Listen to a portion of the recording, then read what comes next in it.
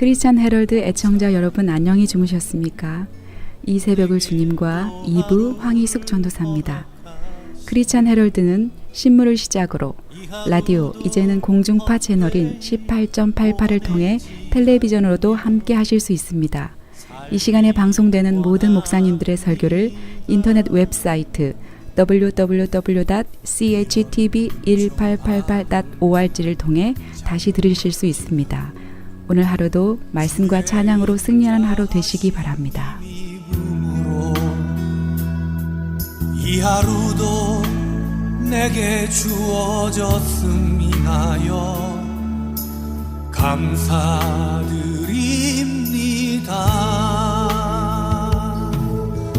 이 하루도 정직하게 하소서. 이 시간에는 프레이즈 교회 요한계시록 강해 시간입니다.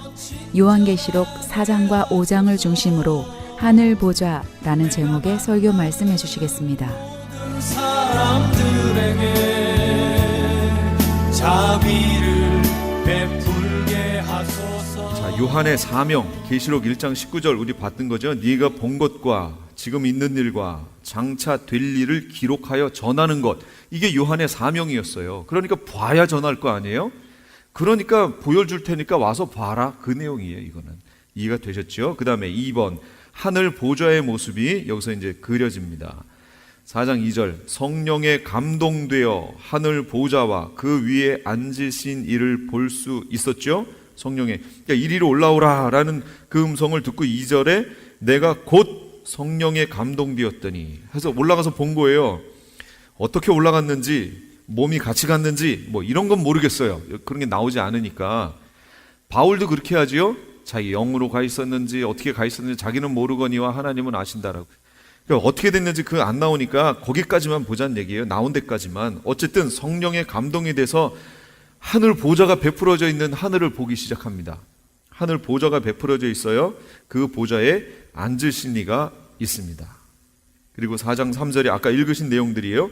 앉으신 이의 모양이 벽옥과 홍보석 같고 또 무지개가 있어 보좌에 둘렀는데 그 모양이 녹보석 같더라. 또 보좌에 둘러 24 보좌들이 있고 그 보좌들 위에 24 장로들이 흰옷을 입고 머리에 금관을 쓰고 앉았더라. 이렇게 나옵니다.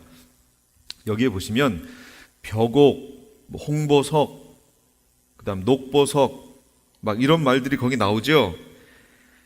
벽옥 같고 홍보석 같고 녹보석 같고 하는 것에 대해서도 너무 심각하게 막 그거 단어 하나하나에 파고들려고 하지 마세요. 같고라고 얘기했으면 녹보석이란 얘기예요? 아니란 얘기예요? 아니란 얘기예요. 제가 여기에서 무엇인가를 봤어요.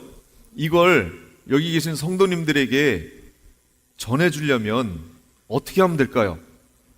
우리가 다 같이 공유하고 있는 어떤 것을 빗대서 마치 이것 같더라 라고 얘기해줘야 이해가 될 거 아니에요. 저만 아는 얘기로 여기서 얘기를 하면 이해를 못 하시지요.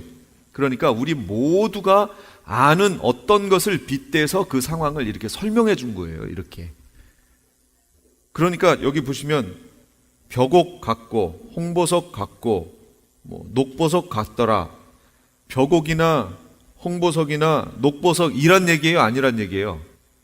아닌 거예요. 그러니까 그 단어 하나하나에 녹보석이 뭐지? 뭘 상징하지? 벽옥이 뭘 상징하지? 이렇게 접근하지 말라, 그런 얘기입니다. 그냥 정말 이 땅에서는 보기 힘든 갖가지 우리가 가치 있다고 여겼던 것들 있잖아요. 그런 게 하나님 앞에 다 펼쳐져 있구나. 그렇게 하나님이 모든 것의 최고의 가치구나 라고 하는 것으로 중심을 두면 될 것 같습니다. 그런데 여기서 잘 보시면 24 장로 보좌가 있고요. 그 둘레에 24 장로가 있고 24 장로가 있었어요. 그 다음에 거기에 5절에 보면 번개와 음성과 우레소리가 나고 보좌 앞에 켠 등불 7이 있으니 하나님의 7역이라. 모든 것이 뭘 중심으로 돼 있죠 지금? 네, 하나님을 중심으로 보좌가 가운데 있고요. 그걸 뺑 둘러서 24 장로가 있고요. 그 다음에 우레소리와 천둥 번개가 있고 그 다음에 거기 또 보시면 또 뭐가 있었어요? 7 등불이 그 앞에 있고요. 그 다음에 또 밑에 쭉 읽으셨죠? 내 생물, 내 짐승이 거기 딱 있고, 모든 것이 하나님 중심으로 이렇게 배치가 돼 있다는 얘기예요. 이게 상당히 중요한 내용입니다. 모든 것을 하나님 중심으로 모든 것이 배치되어 있다. 그리고 하나님을 중심으로 모든 것들이, 피조물들이 거기 모이게 될 것이다 라는 거예요. 이 땅에 살면서 하나님 중심적인 신앙생활을 그래서 안 하면 거기 가서 상당히 어색할 겁니다. 그렇죠? 하나님 중심, 하나님을 바라보는 신앙생활을 안 하면 상당히 어색하고 거기 가서, 근데 여기서도 그러잖아요. 이미 이제 우리는 하나님께 익숙해져서, 우리 주님께 익숙해져서 주님께 우리의 마음을 드리고 무릎 꿇는 것이 익숙하지만, 어떤 사람들은 하나님 앞에 무릎 꿇고 기도한다든지 그런 것이 익숙하지 않은 사람들이 있어요. 이 땅에 많잖아요. 그런 사람들이 여기 와가지고 주님 앞에 무릎 꿇으라고 그러면 그 사람들이 어떨까요? 느낌이 되게 어색할 거예요. 그러니까 못 간다 그 얘기. 못 가요. 하나님 나라는 모든 것이 하나님 중심으로 되어 있습니다. 그러니까 이게 우리 삶에 당연시 되어지고, 당연히 내가 주님 앞에 무릎 꿇고 주님이 내 주인이시라는 것이 믿어지고 고백되어지는 사람들에게는 하나도 어색한 게 없어요. 그러나 그렇지 않은 사람들에게는 그 광경이 상당히 어색할 겁니다. 하나님 나라는 하나님 앞에 무릎 꿇는 곳이에요. 여기 보시면 24장로들도요 하나님을 찬양하고, 거기 날아다니는 내 짐승들도요 거룩하다 거룩하다 거룩하다 하면서 하나님께 계속 영광 돌려요. 모든 초점이 하나님께 맞춰져 있는 곳이에요. 그렇지 않은 사람이 거기 갈 수도 없지만 가더라도 적응을 못할 거예요. 여기 뭐 분위기가 뭐 이래, 이렇게 될 거라고요. 그래서 아예 적응 못할 사람들은 처음부터 거기 들어가지도 못해요. 그러니까 하나님 앞에 예배하고 손 들고 하나님께 기도하고 부르짖고 하는 것이 익숙하고 당연한 사람들만이 거기에 들어가게 될 것이다 라는 겁니다. 그러니까 이 땅에서도 하나님 중심적으로 하나님을 바라보면서 그렇게 신앙생활 하시기 바랍니다. 거기 또 제사장들의 그 벽옥, 홍보석, 녹보석 이런 것들이 다 제사장들의 가슴 흉배에 붙이던 그런 것들이죠. 그리고 계시록 21장에도 보면 새 예루살렘의 기초석들이 쫙 깔려 있는데 그게 바로 그런 보물들로 다 되어 있습니다. 그러나 거기에다가 너무 의미를 부여하시지는 마세요. 그냥 거기까지만 그냥 보세요. 보좌 주변을 우리가 봤습니다. 그런데 그 보좌 주변에 보면 4장 5절이에요. 보좌 앞 7 등대가 나옵니다. 하나님의 7 영이라 그런 얘기가 나오는데 거기에 보면 구약 성막의 금촛대를 상징한다 그렇게 제가 써놨습니다. 이거 보세요. 여기에 보시면 제가 구약 성막을 여기다가 보여드립니다. 저게 구약 성막이에요. 자, 이 왼쪽 편에 있는 요것들은요, 요 레이저 보이시죠? 네, 요쪽은 모형을 그려놓은 거고요. 그 다음에 요쪽은 그 안에 있는 것들을 도면화 해놓은 겁니다. 이렇게. 그러나 실상은 이렇게 되어 있습니다. 동서남북이요. 이렇게 되어 있어요. 근데 그걸 이렇게 지금 보여드리는 거예요. 이걸로 보여드리는 게 더 낫죠. 이쪽이 동쪽입니다. 동쪽이 출입문이 있어요. 일로 들어갑니다. 그럼 여기에 번제단이에요. 이게 물두멍이고요. 그 다음에 이제 이 전체가 성막이에요. 정체가 성막으로 들어가면 번제단이 있고 물두멍이 있고, 그 다음에 이제 여기로 들어가면 여기 이제 성소입니다. 그리고 이 안으로 더 들어가면 여기 지성소입니다. 예수님이 돌아가셨을 때 휘장이 찢어졌다라는 것이 어디 있는 건가요? 이건가요? 예, 여기를 얘기하는 겁니다. 여긴 지성소에 지극히 거룩한 곳이에요. 여기도 대제사장이 1년에 한 번밖에 못 들어가요.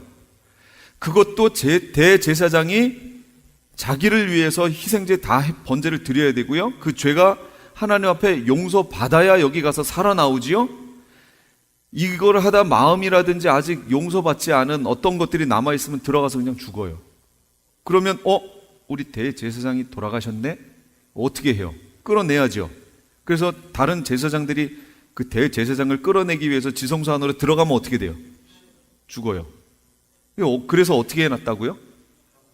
예, 발에다가 끈을 묶어놔요. 그리고 방울을 묶어놓습니다. 대제사장이 그 안에서 움직이면 딸랑딸랑 소리가 나면 아, 대제사장이 이를 보고 있구나.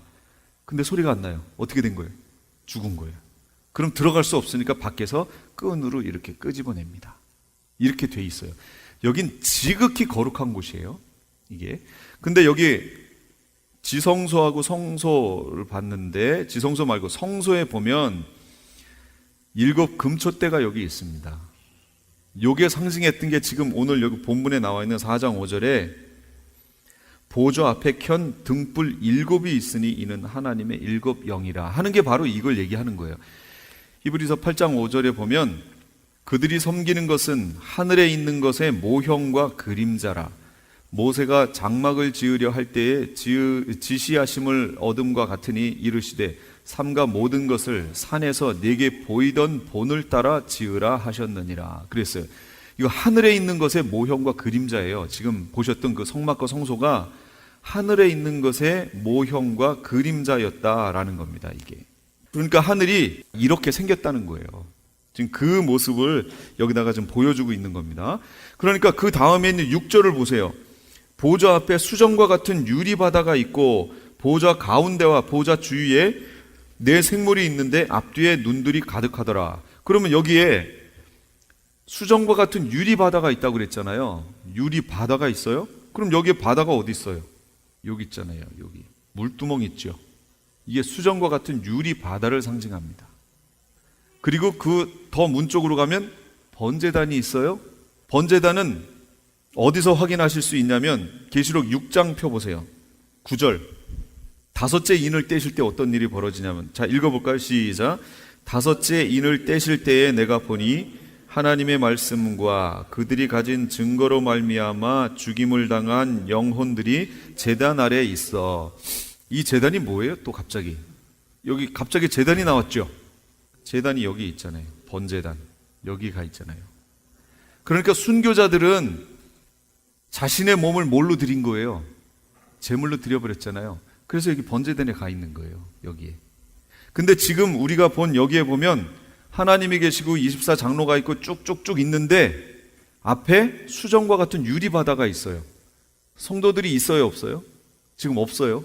성도들이 비어 있어요. 지금 그냥 수정과 같은 유리바다만 펼쳐져 있습니다. 그리고 그 너머에 제단이 있고 거기에 이제 순교자들이 있게 되는 거예요.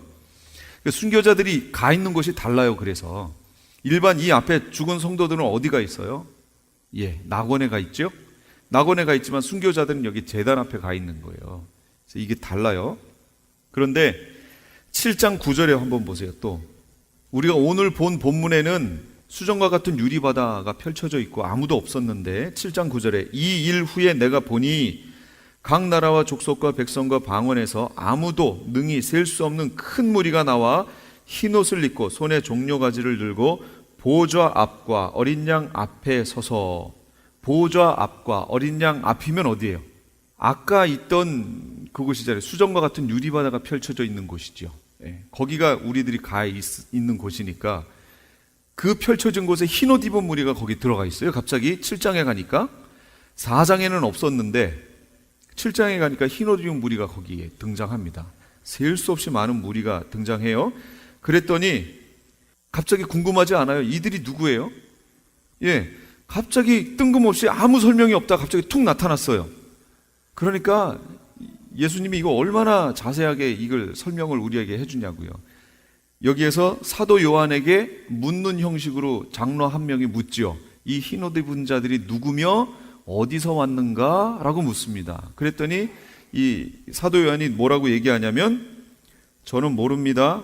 당신이 아십니다. 라고 얘기하니까 7장에 보면 내가 말하기를 내 주여 당신이 아시나이다 하니 그가 나에게 이르되 이는 큰 환난에서 나오는 자들인데 어린 양의 피에 그 옷을 씻어 희게 하였느니라. 큰 환난 중에 나온 자들이래요. 아까 제가 환난 전 휴거설을 주장하는 사람들의 봐라, 환난 전에 휴거됐지라고 하는 주장하는 성경 구절이 몇 가지가 있는데, 아까 보셨던 4장 1절에 있는 이리로 올라오라가 그 하나고요. 두 번째는 여기 있는 그거예요. 환난 가운데서 나온, 환난 중에 나온 자들인데 하는 요 내용이에요. 요거 환난, 이렇게 가기 전에 환난에서 나온 자들인데, 그래서 그 앞에서 이렇게 나왔다는 거예요. 그래서 휴거됐다는 거예요. 근데 그건 이 성경을 너무 잘못 해석한 거예요. 이건 우리말로 잘못 해석이 됐어요. 제가 그게 잘못됐나 안 됐나를 여기서 보여드릴게요. 계시록 지금 7장 14절. 내가 말하기를 내 주여 당신이 아시나이다 하니 그가 나에게 이르되 이는 큰 환난에서 나오는 자들인데, 이렇게 나왔어요. 이거 개역 개정판입니다. 제가 여기 있는 걸로 다 보여드릴게요. 개역 한글판입니다. 큰 환난에서 나오는 자들인데, 지금 개역 한글은 누가 복음을 전한 후에 만들어진 거냐면, 세대주의, 미국의 세대주의, 무디와 같은 이런 부흥운동 하던 사람들 있죠? 그 사람들이 세대주의자들이에요. 그래서 그들이 보는 그 신학적인 배경을 바탕으로 해서 한국에 들어와서 번역된 성경이에요. 이렇게 해석이 됐어요. 새 번역은 뭐라고 했나 보세요. 이 사람들은 큰 환난을 겪어낸 사람들인데, 벌써 말이 약간 뉘앙스가 다르죠? 겪어냈다는 얘기는 통과했다는 얘기죠? 공동번역 볼까요? 저 사람들은 큰 환난을 겪어낸 사람들입니다. 이렇게 나오죠, 벌써? 바른 성경. 큰 환난으로부터 나오는 자들인데, 애매합니다, 약간. 현대인의 성경. 큰 고난을 겪었고, 벌써 겪은 걸로 나오죠? 쉬운 말. 큰 환난을 겪은 사람들로서 쉬운 성경. 겪은 자들입니다. 우리말 성경. 환난으로부터 나오는, 애매합니다. 이것도 약간 카톨릭 성경. 저 사람들은 큰 환난을 겪어낸 사람들이다. 흥정역. 큰 환난에서, 약간 애매해요. 킹제임스. 대환난에서 나온 사람들이며, 애매하지요? 흥정역 같은 경우도요, 제가 보니까 이것도 세대주의적인 신학 바탕을 두고 번역했어요, 이 사람들이. 벌써 환난 중간이나 환난 후에 휴거된다는 것에 대해서 이 번역한 사람이 그 사람들이 잘못됐다고 얘기를 주장하는 걸 제가 글을 통해서 봤어요. 그러니까 그걸 잘못 번역했다고 그 사람들이 얘기하더라고요. 그래서 이 사람들도 세대주의, 환난 전 휴거를 얘기하는 사람들이구나, 이걸 번역한 사람들도. 그걸 알 수 있었어요. 그러니까 여기서 그냥 큰 환난에서 이렇게 나오죠. 에서는 참 애매합니다. 이게 환난에서라는 말이 환난 들어가기 바로 앞에서라는 얘기인지, 환난 들어간 후에 그 중간에선지, 끝에선지, 이 에서라는 말은 요건 애매합니다. 아주. 그래서 차라리 하려면 뭐 여기 있는 것처럼 환난을 겪었고, 이런 건 너무 정확하죠, 뜻이. 겪어낸 사람들이라고. 뜻이 좀 중요했는데 그냥 환난에서 하면 이게 뜻이 약간 애매합니다. 그러나 이 원어상의 의미는 뭐냐? 겪어낸이에요. 그 환난을 통과하고 그 환난 중에 올라간 사람을 의미하는 거예요. 그게 제가 그래서 에크라고 하는 전치사 얘기를 했잖아요. 에크. 그러니까 여기 있는 사람들은 환난을 겪어서 그 안에서 휴거된 사람들이다 라는 것을 기억하시면 됩니다. 여기 지금 7장에 있는 이 사람들은요. 그러니까 이 7장에 있는 내용은 그 전체를 아우르는 그런 내용이, 이제 그쪽 가면 더 자세하게 말씀드릴게요. 그래서 4장에서는 수정과 같은 유리바다에 아무도 없는데 7장에 가보니까 거기에 사람들이 능히 셀 수 없는 무리가 거기에 꽉 차 있어요. 자, 이것이 15장으로 가면 또 말이 더 자세하게 나옵니다. 15장으로 제가 가볼까요? 15장 2절로 가보면, 또 내가 보니 불이 섞인 유리바다 같은 것이 있고 짐승과 그의 우상과 그의 이름의 수를 이기고 벗어난 자들이 유리바다 가에 서서 하나님의 검은 고를 가지고. 여긴 더 정확하게 나와요. 이제 자, 유리바다는 유리바다인데 불이 섞인 유리바다래요. 그러니까 이게 뭐냐면 유리바다가 펼쳐져 있는데 지금 밑에서는 불이 있다는 거예요. 휴거되어 올라간 사람들이, 14장이 휴거거든요. 추수된 장이고 15장은 휴거된 사람들이 위에 가서 지금 보는 장면이에요. 밑에 지금 지구에 불이 붙었어요. 우주에 불이 붙은 거예요, 한마디로. 그 위에 올라가서 구원받은 사람들이 그 광경을 바라보며 지금 찬양하는 모습이에요, 이게. 보세요. 거기 너무 정확하죠? 짐승과 그의 우상과 그의 이름의 수를 이기고 벗어난 자들이. 짐승과 우상과 그의 이름의 수가 시행되는 게 언제예요? 전 3년반이에요? 후 3년반이에요? 후 3년반이거든요. 이제 그걸 제가 또 계속 설명드릴게요. 후 3년반이니까 이 사람들은 지금 후 3년반을 거치고 나서 이기고 올라간 사람들이잖아요. 그러니까 환란을 거쳐야죠. 그러니까 인터넷이나 이런 데 보시고 환란 전에 휴거한다는 내용 자꾸 내가 가서 봤다, 누굴 만났다, 막 들었다, 막 이런 얘기에 현혹되시면 안 돼요. 계시록에 있는 말씀대로 그냥 따라가시면 됩니다.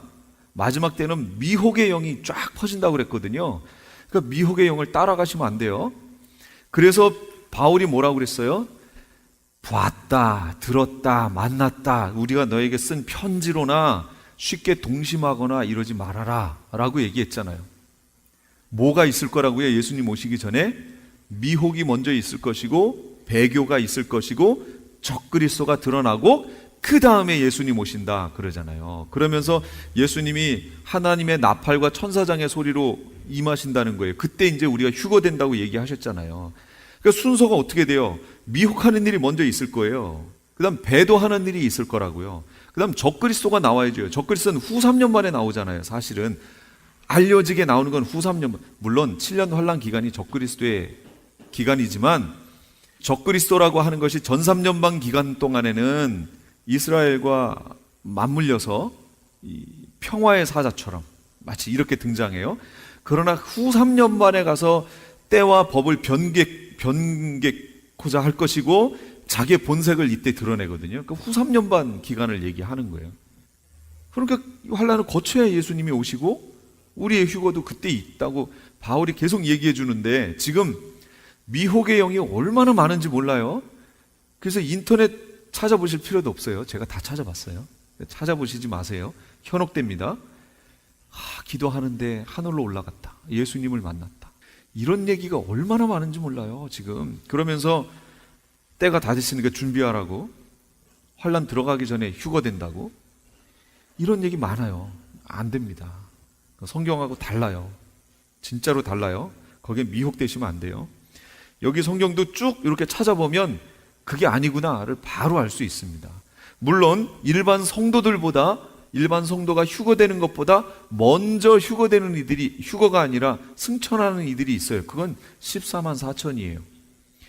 그 내용이 어디 있느냐? 제가 이 표지 맨 뒤에다가 해놨죠. 여기 시간표에 다 있어요. 제가 지금 요걸 보고 나가고 있지 않기 때문에 요걸 잘 못 보시는데, 제가 드린 프린트물 제일 뒤 바로 앞장에 보시면 여기 시간표가 다 나와 있습니다. 여기에 보시면 그 내용이 있고요. 제가 여기 자세하게 이제 나중에 여기다 써가면서 설명을 드릴게요. 그 다음 뒷장에는 또 이런 게 있습니다. 이거는 제가 6장 들어갈 때부터 사용을 할게요. 6장. 이건 뭐냐면 요 밑에 또 사건이 있죠. 사건이 있고 옆엔 장수예요. 그래서 이 장은 무슨 사건을 설명한 건지 거기 체크하시면 돼요. 이렇게 여기 사건 중에서 뭐 후 3년만을 보고 싶다 그럼 위쪽에 체크되어 있는 장을 이렇게 보면 바로 나오겠지요. 그걸 이제 요거는 할 겁니다. 그러니까 요건 그때 가서 하기로 하고요. 그 앞에 시간표에 보시면 다 나와 있습니다. 이렇게 성막, 이게 모형이 하늘의 모형이고요. 그거의 그림자다라는 것을 지금 말씀을 드렸어요. 그래서 성막을 공부하면 참 좋습니다. 어떤 분은 이 계시록의 말씀을 성막의 관점에서 쫙 이렇게 풀어서 설명하신 분도 있더라고요. 그래서 또 이렇게 볼 수도 있구나 하는 그런 마음을 또 제가 가졌었는데, 이런 부분을 좀 참고하시면서 계시록을 보십시오. 자, 유리바다 거기까지 봤어요. 그다음 24장로 얘기 4번 볼게요. 4장 4절에 흰옷을 입고 있다라고 그렇게 나와 있죠. 이 24장로가 흰옷을 입고 있습니다. 또 보좌에 둘려 24 보좌들이 있고 그 보좌들 위에 24 장로들이 흰옷을 입고 머리에 금관을 쓰고 앉아 있다. 이렇게 얘기합니다. 이게 개역 개정이 그렇고 개역 한글에서는 여기를 뭐라고 그랬나요? 금 면류관을 쓰고 앉았더라. 이렇게 나왔죠. 여기서 면류관은 두 가지입니다. 하나는 디아데마타라고 하는 뜻의 면류관이 있고 하나는 스테파노스라는 말이 있습니다. 디아데마타는 왕권, 왕, 진짜 왕이에요. 왕적인 권세를 말하는 거고, 오늘 본문에 나와 있는 장로들이 쓰고 있는 그 면류관은 왕권을 상징하는 디아데마타의 면류관이 아니고 스테파노스라고 하는 어떤 일을 행한 후에 그거에 대한 상급으로 받는 면류관을 얘기하는 거예요. 생명의 면류관, 의의 면류관 이런 거 있죠? 그 면류관을 얘기하는 거예요. 장로들이 지금 그걸 쓰고 있는 거예요. 그러니까 이것으로 짐작해 봤을 때 이 장로들은 누구라고 얘기할 수 있을까요? 이 장로들은 사람이었다가 올라간 사람들일까요? 아니면 하늘에 있는 어떤 천사들일까요? 그렇죠. 사람인데 이들이 누군지 모르겠어요. 그래서 이걸 사람들은 어떻게 해석하냐면 구약의 12지파의 수장, 그 다음 신약의 12사도 합해서 24다. 이렇게 이게 일반적인 얘기예요. 일반적인 얘기지만 이게 만약에 그렇다면 이 24 장로 중에 12사도가 앉아 있을 것이고 그러면 거기에 누구도 있는 거예요. 사도 요한도 앉아 있는 거죠. 그럼 사도 요한은 지금 올라갔죠. 그래서 무슨 일이 벌어지냐면 동시간대에 자신의 모습을 거기서 보고 만약 그렇다면 여기서 물어봤던 이 장로가 누굴 것 같아요? 짐작해 보건대 사도 요한이 물어봤을 것 같아. 사도 요한이 자기한테 이 흰옷 입은 자들이 누구며 어디서 왔는가? 라고 사도 요한에게 물어본 것이 아닌가. 그러니까 애매하죠? 동시간대에 같은 장소에 같은 사람이 이렇게 놓일 수 없다. 4차원의 세계가 있지만 이렇게 놓일 수 없다. 뭐 영화에서 막 그렇게 얘기하죠. 서로 만지면 없어진다. 막 뭐 여러 가지 얘기들이 나오는데 여기에 이제 그런 상황이 지금 벌어지는 거예요. 그래서 어떤 사람들은요, 여기 있는 24 장로는 사람이 올라간 것이 아니고 하늘에 네 짐승이 있는 것처럼 하나님 보좌 주변에 영적인 어떤 존재 24 장로가 있는 것이다. 이렇게 얘기하는 사람들도 있습니다. 그래서 그 사람들은 또 그 나름대로 뭘 얘기를 하겠죠. 그런데 여기 면류관이라는 단어로 봤을 때 천사들에게 스테파노스라고 하는 면류관을 주신 적이 없거든요. 네. 스테파노스는 사람인데 이 땅에서 무슨 일을 하고 하나님 앞에 올라가서 잘했다 하고 칭찬받을 때 받는 것이 스테파노스거든요. 이걸로 봤을 때는 이 사람들은 분명히 사람이었다가 하나님 보좌에 올라간 구원받은 성도의 대표들이다. 이렇게 말하는 것이 일반적입니다. 일반적이에요. 저는 거기까지만 말씀을 드릴게요. 저도 잘 모르겠어요. 그거 뭐 알고 모르는 게 또 중요한 것도 아니니까 그냥 거기까지만 가도록 하죠. 이거에 대해서 다른 데서는 언급이 없으니까 여기까지만 갈게요.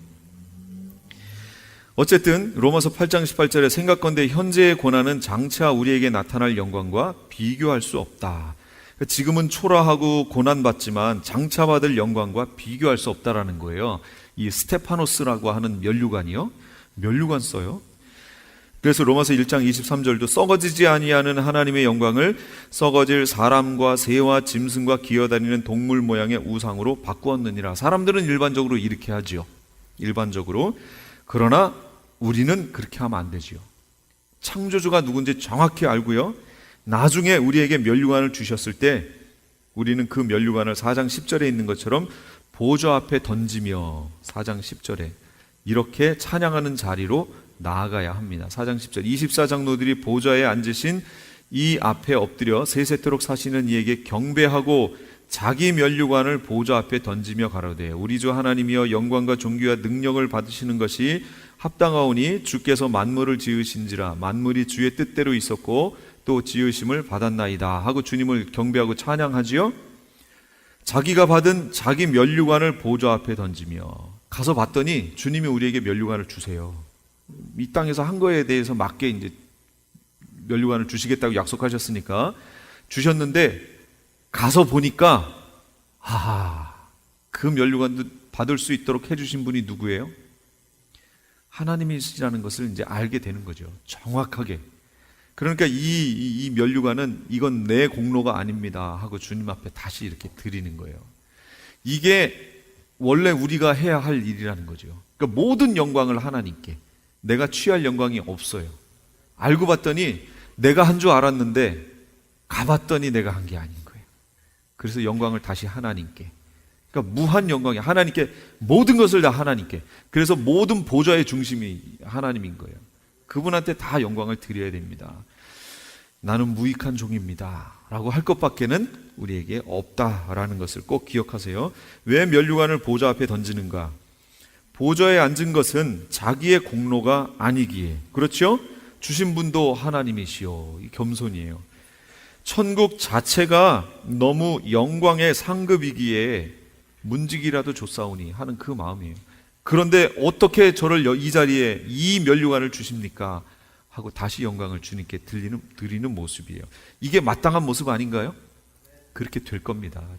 정말로 문지기라도 줬사오니 거기만 가게 해주십시오가 우리 마음인데, 갔는데 문지기가 뭐예요? 이리 오라고 그러고 옆에 앉혀서 막 면류관을 주시니 얼마나 이거 황공무지로서이다 하는 거죠. 그래서 그 면류관을 아닙니다 하고 다시 하나님께 드리고 찬양하는 모습이에요. 우리가 이래야 된다라는 거죠. 네. 다섯 번째, 내 생물과 그 하는 일입니다. 4장 7절에 사자, 송아지, 사람, 독수리 여러 가지를 이렇게 표현이 되어 있어요. 마태마가 누가 요한복음도 이렇게 표현이 되지요. 사자, 영적인 위엄, 송아지, 충성과 헌신, 희생, 사람, 지혜와 인격성, 독수리, 신속성, 이거 다 누구의 속성을 말하는 거죠? 여기 나와 있는 상으로 봤을 때 누구의 속성이에요? 첫째 생물은 사자 같고, 둘째 생물은 송아지 같고, 첫째 생물 사자, 둘째 생물 송아지, 셋째 생물 얼굴이 사람 같고, 넷째 생물은 날아가는 독수리 같아요. 이 생물이 뭐예요? 이 생물들이 요게 바로 천사들이잖아요. 짐승. 여기서 말하는 짐승은 하나님 앞에 있는 짐승 얘기하는 거예요. 이 나중에 나타날 두 무적행에서 올라오고 하는 두 짐승, 그 짐승이 하나님 앞에 하나님을 수종드는 짐승, 네 짐승, 생물을 얘기하는 겁니다. 생물. 이 생물들은 천사입니다. 천사예요. 여기 말하는 사자와 송아지와 사람과 독수리는 천사들의 속성을 말하는 거예요. 천사들의 속성. 그래서 그 네 생물이 하는 일, 하나님의 시종을 드는 일, 하나님께 쉬지 않고 영광을 돌리는 일, 경배와 예배지요. 하나님의 명령에 따라 심판하는 일을 진행하는 일, 이런 일들을 이 생물이 합니다. 이 천사들이에요. 천사의 한 종류죠. 부류죠. 그래서 천사들도요, 이렇게 인격성과 지혜와 충성과 영적 위엄과 독수리처럼 신속함, 이런 것들이 천사들에게 있습니다. 신속성, 예를 들면 신속성, 이건 우리가 갖고 있지 않아요. 그렇죠? 여기 있다가 갑자기 제가 저 한국으로 뿅 하고 이렇게 못 가죠. 신속하지 않아요. 그러니까 천사들은 가능해요. 그러나 무소부재는 아니에요. 그건 하나님만 갖고 있어요. 하나님은 여기도 계시고 한국에도 계세요. 그러나 만약에 여기 있는 어떤 한 생물, 넷째 생물, 독수리 같은 생물이 여기 있다고 쳐요.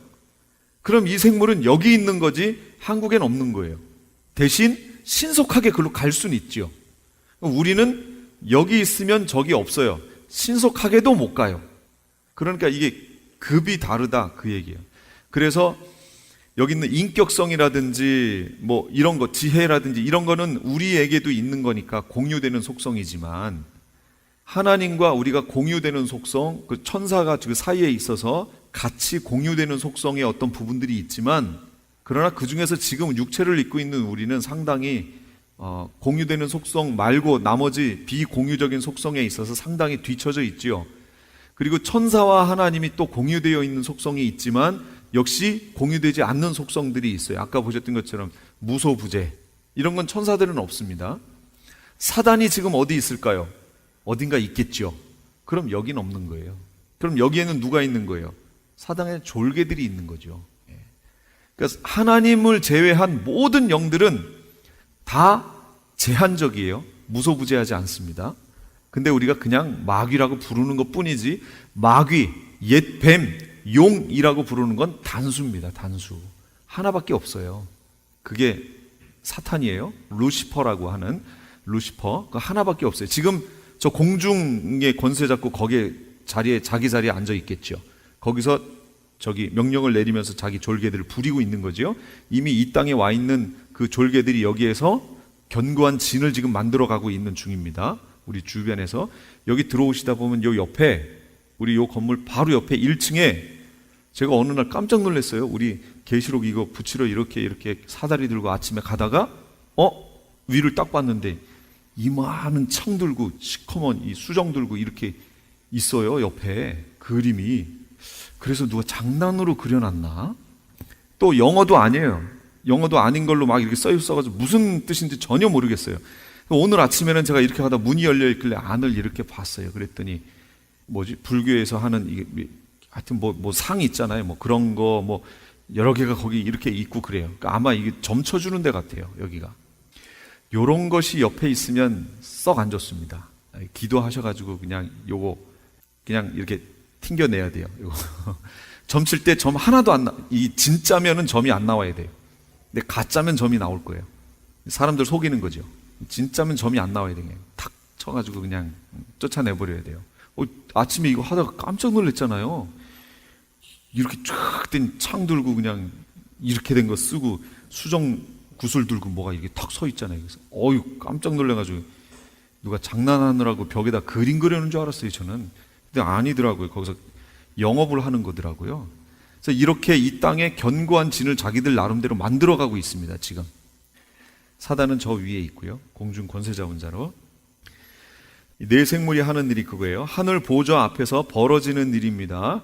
하늘 보좌 앞에서는 그럼 무슨 일이 벌어지느냐? 4장 8절에서 11절인데 여기에선 다 찬양하는 일이 벌어집니다. 모든 피조물의 본분이 바로 이 찬양하는 일입니다. 네 생물 8절부터 11절이라 모든 만물이 찬양하는 것이 하나님 앞에서 해야 하는 본분이다라는 거 설명드리고 5장으로 가겠습니다.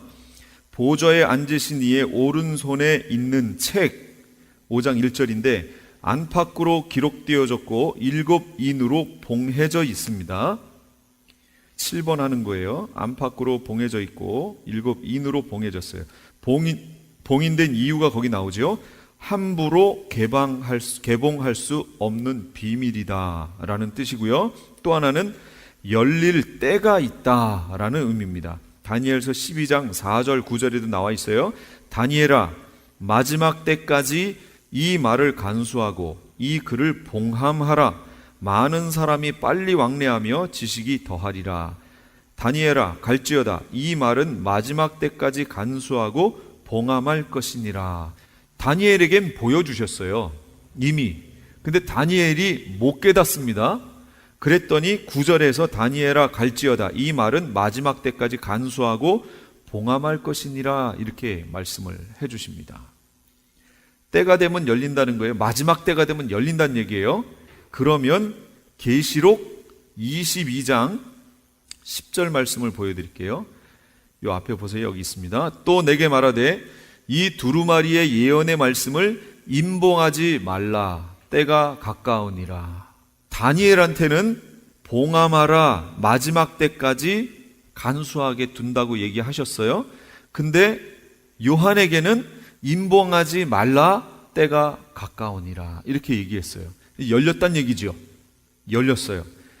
임봉하지 말아야 할 책이기에 반드시 열어주십니다. 이것들 외에 더하거나 제하면 재앙을 받고 생명나무와 거룩한 성에서 제하여 버리겠다. 이 무서운 말씀이죠. 이 말씀과 함께 열어주셨어요. 열어주셨기 때문에 우리가 아주 조심조심하면서 봐야 돼요. 알 수 있는 그 이상을 벗어나서 거기다 더하거나 막 이러지 말아야 돼요. 그냥 보여주신 데까지만 보면 돼요. 그냥 거기까지. 그래서 제가 억지로 막 해석하면서 나가려고 안 하는 겁니다. 그냥 보여주신 데까지만 하고 그냥 가는 거예요. 계속 이렇게. 그래서 전체적인 뜻 안에서 보려고 합니다. 봉인된 책 안에 있는 내용이에요. 계시록 1장 1절 반드시 속히 될 일, 1장 19절 장차 될 일, 4장 1절 이후에 마땅히 일어날 일들, 22장 6절 반드시 속히 되어질 일, 다니엘 8장 17절 26절 여러 날 후의 일, 에스겔 2장 7절 10절 애가와 애곡과 재앙, 그러니까 화의 말들, 이런 것들이에요.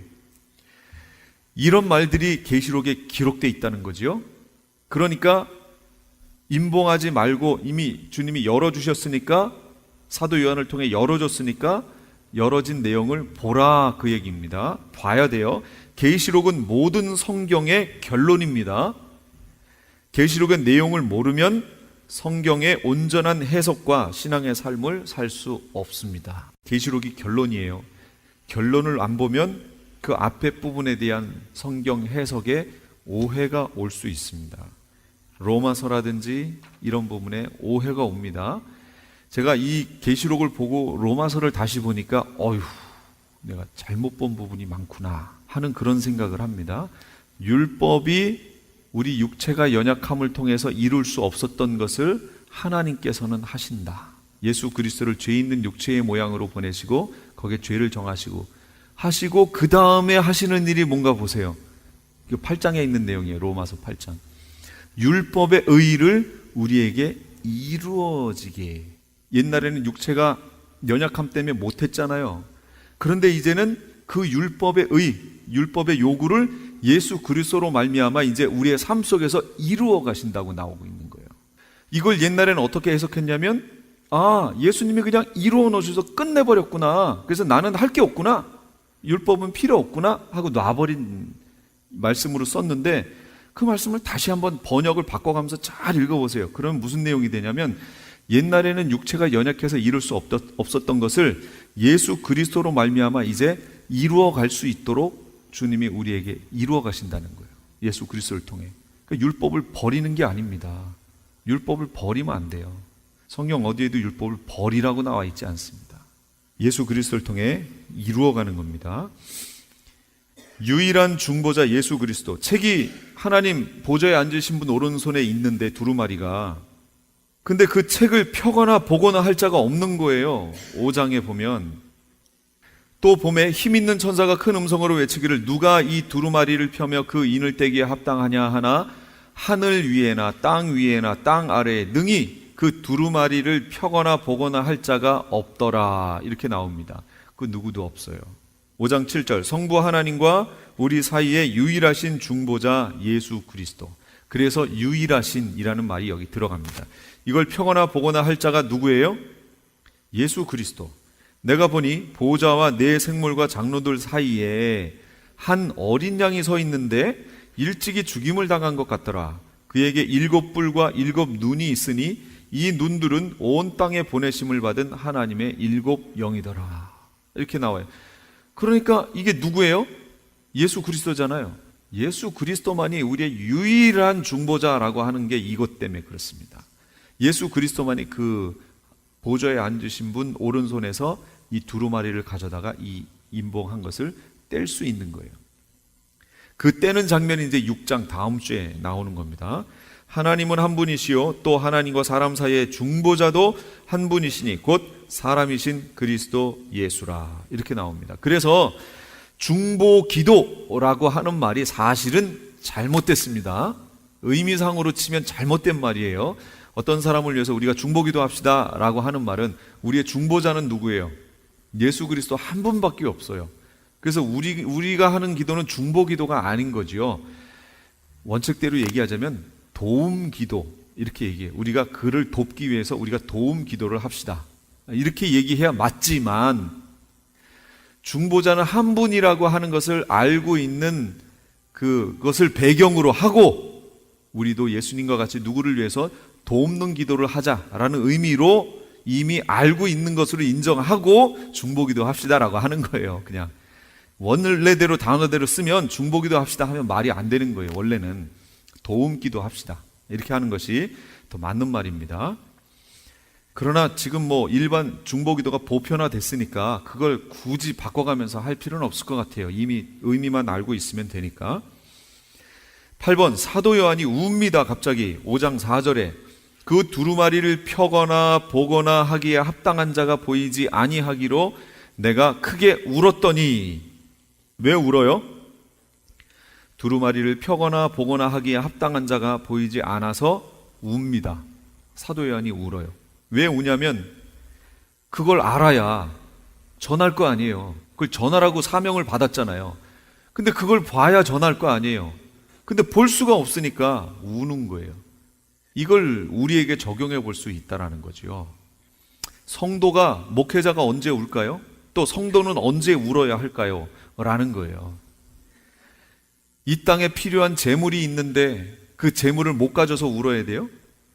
이 땅에 자녀가 좋은 대학을 가야 되는데 좋은 대학을 못 갈 것 같아서 울어야 돼요? 막 그런 거예요? 우리 우는 제목이요? 그런 게 돼서는 안 된다, 그 얘기입니다. 여기 있는 것처럼요, 예수님이 안 보일 때, 내 인생에 예수님이 없는 것 같아요. 마치 어디로 가야 될지 모르겠어요. 막 그런 상황에서 장차 될 일을 알 수 없을 때, 어디로 인도해야 될지 또는 어디로 가야 될지 소망이 안 보이고 할 때, 주님이 갑자기 내 앞에서 자취를 감추신 것 같을 때, 응답이 없는 것 같을 때, 이때 성도들은 울어야 한다, 그 얘기입니다. 주님이 안 보일 때. 주님이 응답하실 줄로 믿습니다. 예, 그때 울어야 돼요. 이 세상 것이 없는 것으로 인해서 울지 말고, 너희 천부께서 이 모든 것이 너희에게 있어야 할 줄을 아시느니라 그랬어. 그러므로 너희는 그의 나라와 그의 의를 구하라. 그리하면 이 모든 것을 더하시리라. 그건 하나님이 아시고 더해 주시는 내용인 거지, 우리가 그 더해 주셔야 되는 내용을 위해 우는 게 아니에요. 하나님의 나라와 의를 위해서 우리가 울고 나가면 필요한 건 하나님이 우리에게 더해 주시는 거예요. 근데 우리는 거꾸로 돼 있죠. 거꾸로 돼 있어요. 더해 주셔야 되는, 하나님이 그냥 더해 주시는 이게 없다고 우리는 울잖아요.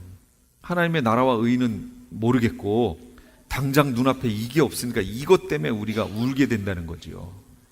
그래서 팔복에 있는 내용처럼 심령이 가난한 자는 복이 있나니, 애통하는 자는 복이 있나니. 그 사람들이 뭐 때문에 애통해요? 월급이 작아서 애통한 거예요, 지금? 그러니까 그런 거예요? 수중에 돈이 부족해서 애통한 거예요? 그런 거 아니잖아요. 영적인 애통함, 의에 줄이고 목마르기 때문에 그런 애통함이, 그런 간절함이 우리에게 있고, 그런 간절함으로 우리가 울 때 하나님이 그 나머지 것은 더해 주시는 거예요. 아멘. 9번, 책을 취하신 어린 양, 하나님과 인간 사이에 유일한 중보자 되신다라는 그런 뜻입니다. 그게 책을 취하신 주님, 이제 책을 열어가십니다. 그 열어가시는 내용이 다음 주부터 이제 나올 겁니다. 모든 피조물의 경배와 찬양, 계시록 5장 9절에서 14절인데요. 그들이 새 노래를 불러 이르되 두루마리를 가지고 그 인봉을 떼기에 합당하시도다. 일찍이 죽음을 당하사 각 족속과 방언과 백성과 나라 가운데서 사람들을 피로 사서 하나님께 드리시고 그들로 우리 하나님 앞에서 나라와 제사장을 삼으셨으니 그들이 땅에서 왕노릇하리로다 하더라 하면서 모든 여기 피조물들이 지금 찬양을 합니다. 또 내가 들으며 보좌와 생물들과 장로들을 둘러선 많은 천사의 음성이 있으니, 여기 이제 천사가 나오죠. 이게 뭐냐면 하나님이 있고요, 거기에 24장로가 있습니다. 그 사이에 네 생물이 있었어요. 여기까지는 그 앞에 나왔는데 천사들은 안 나왔었거든요. 근데 그 천사들이 그 뒤에 이렇게 둘러선 거예요. 어마어마한 만만이요 천천인 그 천사들이 그 뒤에 둘러서 있어요. 그래서 그들이 찬양하는 거예요. 죽임을 당하신 어린 양은 능력과 부와 지혜와 힘과 존귀와 영광과 찬송을 받으시기에 합당하도다. 그 많은 천사가 거기서 찬양을 또 합니다. 근데 또 자세히 이렇게 들어보니까 13절에 하늘 위에와 땅 위에와 땅 아래와 바다 위에와 또 그 가운데 모든 피조물이 이르되 보좌에 앉으신 이와 어린 양에게 찬송과 존귀와 영광과 권능을 세세토록 돌릴지어다 하니 네 생물이 이르되 아멘 하고 장로들은 엎드려 경배하는 거예요. 하나님께 찬양하는 모습이에요. 근데 여기를 잘 보세요. 네 생물과 24장로도 찬양하고요, 많은 천사들도 찬양하고요, 모든 피조물들이 찬양하는데 누구만 찬양 안 하죠? 찬양 안 하고 있는 무리들이 누구예요? 여기 모든 피조물 속에 다 들어갈 것 같지만 안 들어간 무리들이 있습니다. 그들이 누굴까요? 모든 피조물이면 말 그대로 모든 이어야 되잖아요. 우리도 피조물이죠. 우리도 피조물이에요. 그러니까 여기도 사람도 여기 다 들어가야죠. 그런데 여러분 보세요. 모든 사람이 주님을 이렇게 찬양하나요? 경배하나요? 경배하면 그들이 이렇게 경배할 수 있다는 얘기는 예수님을 주라고 고백한 사람들이 찬양하는 거지, 그렇지 않은 사람들은 이렇게 경배 안 하잖아요. 그러니까 이 온 우주가, 피조물이 이 보좌 앞에 있는, 가까이 있는 24장로와 네 생물과 천사들과 모든 피조물이 다 하나님을 찬양하고 있는데 교만하게 찬양 안 하는 이들이 누구예요? 요거 사람이에요. 사람의 무리만 이 모든 것들이 하나님을 찬양하고 있는데 사람만 교만하게 하나님을 찬양 안 하고 있는 거예요. 찬양 안 하고 있는 무리들이 사람인 거예요. 하나님이 영광 받으시려고 이스라엘 백성들을 끄집어냈더니 이들이 한 일이 뭐예요? 모세가 40일 시내산에 올라갈 때 금송아지 만들어서 금송아지를 놓고, 이게 우리를 애굽에서 인도해낸 여호와 하나님이다.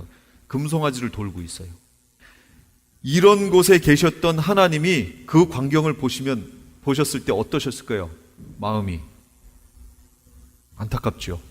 안타깝고 노하시겠죠. 그래서 오늘 로마서 1장 18절에서 20절까지 하나님의 진노가 불의로 진리를 막는 사람들의 모든 경건치 않음과 그거에 대해서 나타난다고 그러잖아요. 하나님을 알만한 것이 저희 속에 보여졌는데도 불구하고 하나님을 알 때 하나님으로 영화롭기도 아니하고 감사치도 아니하고 그 생각에 허망하여지고 둔하여져서 하나님께 돌려야 될 영광을 버러지 형상의 우상으로 바꿔버린 거예요. 그러니 이들이 갈 곳이 어디예요? 갈 곳으로 가는 거예요.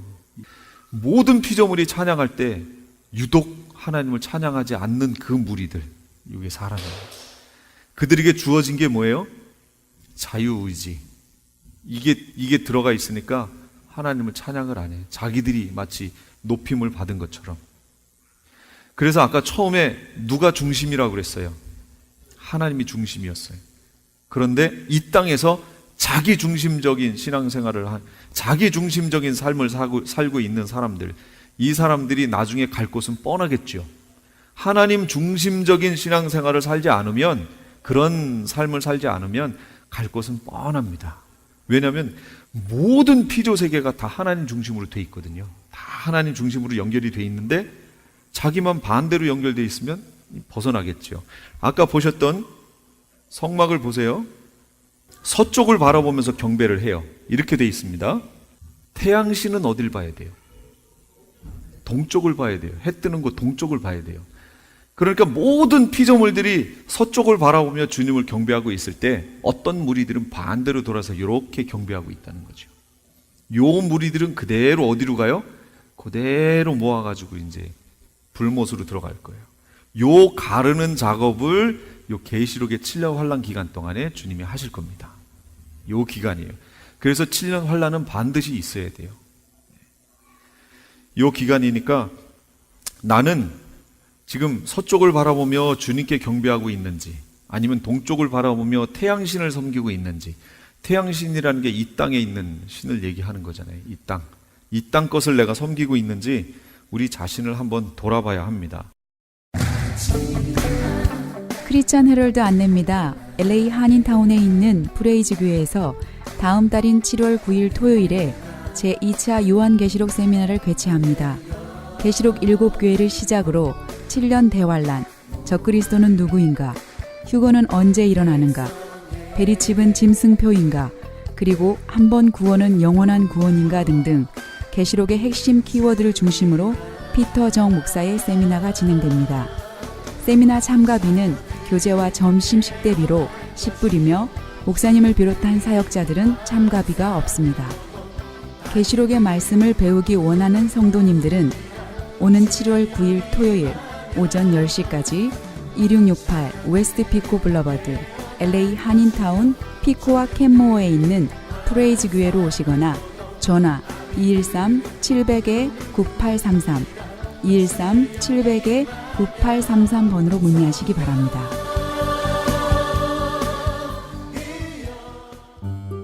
미국 최초 서든 캘리포니아 세미너리 상담심리학 석사와 결혼가족 치료사 상담심리학 박사 한국어 과정, 캘리포니아 심리학협회가 인정한 서든 캘리포니아 세미너리 과정 수료 시 캘리포니아 면허 시험 응시 자격이 부여되며 면허 취득 시 직접 클리닉도 오픈하실 수 있습니다. 저렴한 학비, 다양한 장학금으로 학비 걱정도 끝. 한국어로 편하게 배우는 심리학 석박사 과정 서든 캘리포니아 세미너리 323-529-3339 323-529-3339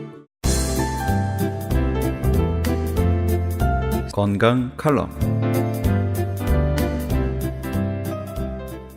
옛 속담에 우리 몸이 1000냥이면 간은 900냥이라는 말이 있습니다. 그만큼 건강하게 장수하기 위해서는 간이 아주 중요하다는 것입니다. 간의 조직은 세포와 고기 잡는 그물 모양의 모세혈관과 모세담관으로 구성되어 있습니다. 간은 우리 몸에 들어온 물질을 해독하여 몸의 나쁜 성분을 제거하는 역할을 하는 장기이기 때문에 중요합니다만 너무 많은 양의 일거리를 간에게 담당시키면 지방간이라고 해서 나쁜 물질이 간에 쌓이게 됩니다. 간으로 인하여 생기는 병들을 살펴보면 지방간, 간염, 간경변, 간암, 위염, 췌장암, 췌장염, 구강, 수두, 식도암, 비만, 당뇨, 심근병, 혈압상승, 심장마비, 뇌손상, 신경변증, 근육병, 성기능의 이상, 불임, 태아손상, 유방암, 직장암 등 모든 병의 90% 이상이 간 기능의 악화로 인하여 생긴다고 단언할 수도 있습니다. 간의 해독 능력이 떨어지면 항상 피곤하고 아침에 일어나기가 힘들어지고 머리가 무겁고 뒷목이 뻐근하면 벌써 간에 업무량이 쌓였다고 보시면 됩니다. 일반 성인의 경우 신체 에너지의 약 70%를 생명 유지를 위한 해독 작용으로 쓰고 있습니다. 공기오염, 수질오염, 대기오염, 식품 첨가물, 색소, 항생제, 방부제, 화학약, 각종 화학약물, 중금속의 독소, 담석, 콜레스테롤, 술, 담배 등의 노폐물과 과로, 과도한 운동, 스트레스도 간을 피곤하게 하는 독소의 원인이 됩니다. 여기서 가장 중요한 것은 어떻게 하면 간이 담당하는 업무량을 줄여줄 수 있는가가 건강한 장수의 비결이라고 할 수 있습니다.